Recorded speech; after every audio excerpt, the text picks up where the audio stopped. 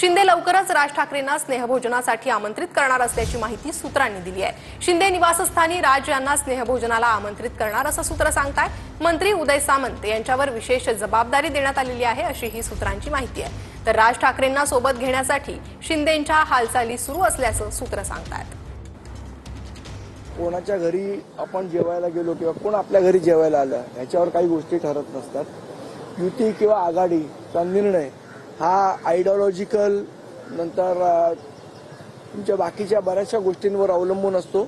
याचा निर्णय हा सर्वस्वी राजसाहेब घेतील।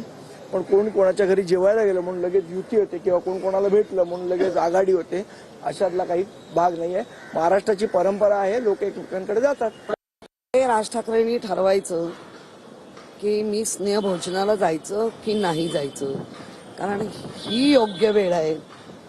त्या स्नेहभोजनाने पोट दुखून घ्यायचं की पोट भरून सूचना द्यायच्या आणि कडाडून विरोध करायचा, ते त्यांचं हे आहे, मला नाही माहिती।